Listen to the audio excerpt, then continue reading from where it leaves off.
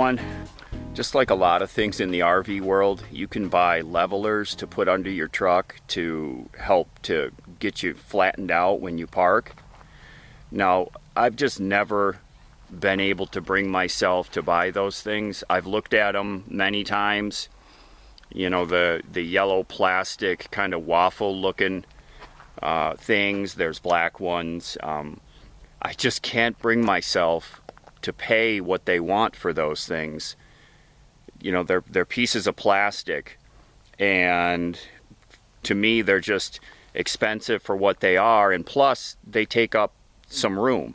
To do a truck like mine, like a lot of rigs, you've got a dually rear end, so you need the double wide under the back, which means you're going to be carrying a pretty good number of those levelers, and they're going to take up a lot of space.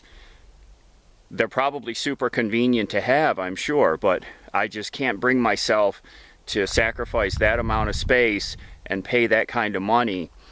So how do I level my truck so that it's comfortable to camp in, especially if I'm going to be at a location for, you know, a good amount of time? I want my truck to be pretty level. So how do I do it? If you can tell, we are definitely on slanted ground here. This whole area, this is kind of an uphill slope this whole way, and it continues that way, and then it kind of crests right about here, and then it eases down over towards the edge of the mesa over there. I wanted to come to this spot right here, and if you can tell, I don't know if it's being picked up on the camera, but my truck is level and the ground isn't. So the first thing I did when I backed into this place, I spent some time, and you guys have seen me do this before, I backed in and out and in and out, and sometimes, you know, 12 inches you go up a little rise or down in a little dip.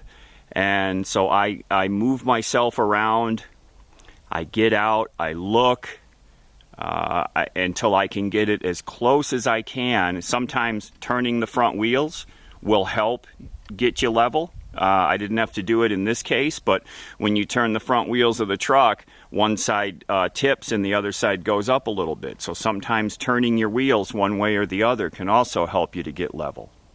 So I spent a few minutes when we backed into this spot kind of going back and forth and feeling, and I do it by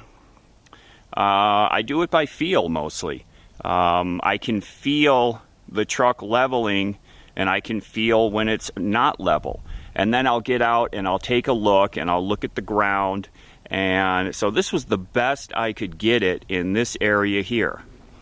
And I knew from being here last year that I was going to get a little bit of help in leveling my truck. This area, because of the way that the rocks were formed and, you know, things beyond my knowledge base, provides some really excellent natural flat rocks. They're all over this area. I have a tendency, I say good morning to everybody that we go by. And most people say good morning, but every once in a while you get somebody that doesn't. And sometimes I can see that they're wearing headphones, so they didn't even hear me. So I typically say good morning and nod my head so that they can at least see that I'm saying something.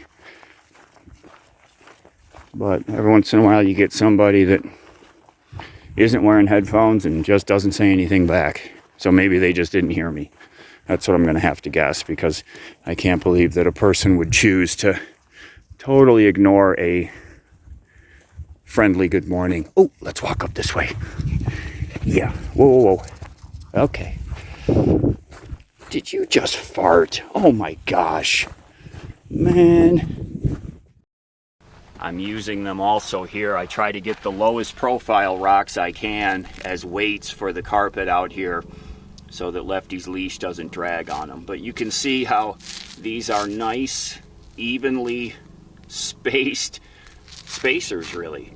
And because I was here last year and I remembered that there were rocks like that, so when we got close to being level, I came out and collected up some shims here for the rig, and I actually have them under both rear wheels just on this one side, and they're also the full contact patch. I've had times where I've had to use like wood logs or rocks that were scarce and not as good and flat as these, and really just a very small contact point, and I'm sure that it's better for a tire to lay on its full patch area as opposed to just being a small little like a log, which I've used before. You have to climb up on the log and stop right when you get to the top of it. But here we're blessed with having these really excellent flat rocks. So I got 4 rocks, made a big contact patch, and then pulled the truck up onto it. And just by lifting this one tire, the truck is now, it's actually very close to perfectly level. I'll show you a way that I have come up with that helps me determine if I'm really level inside. Now this is a trick that I've come up with, and you might be asking yourself, why am I inside in the kitchen when we're talking about leveling the rig? When the truck is not level, one of the areas that affects is cooking. If I am off slant, either front to back or side to side, anything that I'm cooking will pool to obviously the low side of the truck. And that can become really bothersome sometimes. When I'm cooking my famous frying pan pizzas, the oil wants to go to the low side of the truck, and it sometimes can cause problems when I'm cooking. I have to constantly rotate the pan, keep moving it around so that I'm not, so that whatever I'm cooking, especially my pizzas, doesn't get affected by that. Using that knowledge that it really affects my frying, I said, wait, why don't I use the frying pan as a leveler to show if the truck is sitting flat? And here's what I do. I take my frying pan and I put enough water in it that it almost covers the entire bottom. So what you can see right here, that's the actual center. So this is like using a bubble level, but instead of a bubble, I'm using this little place where there's no water. Now if that ring was exactly over the red T-Fel logo in the middle there, that would mean I'm exactly level. But I'm that close to being level. I mean, just I can't even tip it the little bit of amount that it would take to level it out. It is so close to being perfect right here. And I was able to do that with just some strategic parking and then using those rocks under my back tire. Oh, you comfortable? We had a nice long walk, and you had your breakfast just now. He got something in his mouth earlier. I don't know if he nipped a cactus or what, but he has been really extra salivating and licking. So either he got a bug in there that stung him, or he got a cactus in his mouth or something, but he's finally subsiding. But he was really salivating and licking and drooling all over the place about 15 minutes ago. So I got him to eat his food and drink a bunch of water. So he's looking better now. So do you need leveling blocks? Well, like I said earlier, I'm sure they're super convenient to have. I mean, it'd be great to have them if they just didn't take up so much space and if they weren't so damn expensive. They're pieces of plastic. I worked in the plastics industry for a while. I know what it costs. I mean, there's pennies worth of plastic in those things, if even a penny's worth. And I know you're paying for the engineering and the R&D, but my gosh, I just can't spend $50 on a pack, and I'm gonna have to buy multiple packs because of the dually truck. So I can't do it, and I don't want to take up that much room either. I have been able to successfully level the rig good enough in most cases where it doesn't bother me. Now, I think those leveling blocks would come in really handy in a case like if you're going to pull in for the night into a rest stop, something like that, and it's on a slant and you don't have access to rocks or wood, anything like that. That's when those leveling blocks would really come in handy. And there have been times, you know, obviously it's just a one-nighter. I pull into a spot to park for the night. I'm not level. Just the other night in Page, Arizona at the Walmart, I was slanted side to side. It didn't keep me from sleeping. If my head is lower than my feet, like if the back end of the truck is really down, I can't sleep. I have a hard time sleeping like that, I should say. So I always make sure that the back end is higher than the front.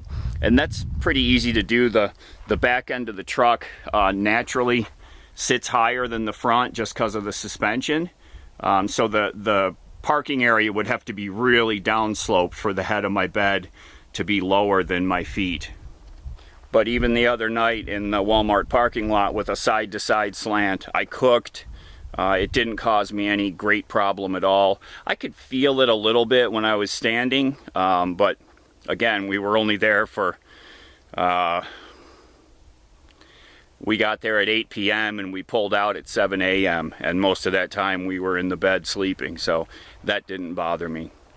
So if you're okay with being a little bit creative and using what's in your surroundings to help level the truck, then you don't need the leveling blocks. But if that's something that you don't want to deal with, then get the leveling blocks. Just be aware that they do wear out. These are heavy vehicles. You're gonna crush them eventually.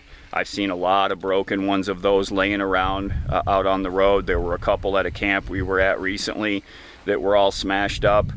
So they're not gonna last forever. If you buy them, you're gonna have to replace them at some point. But there are ways that you can level the rig without using those things. You just gotta be a little crafty. And it sure does help when the natural area provides you with the rock version of those plastic spacers.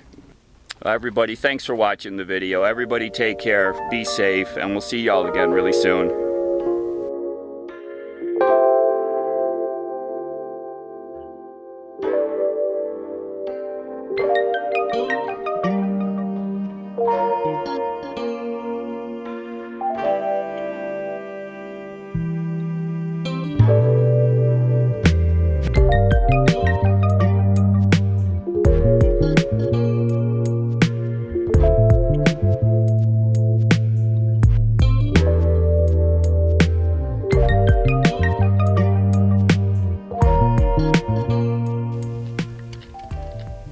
Say goodbye to everybody left.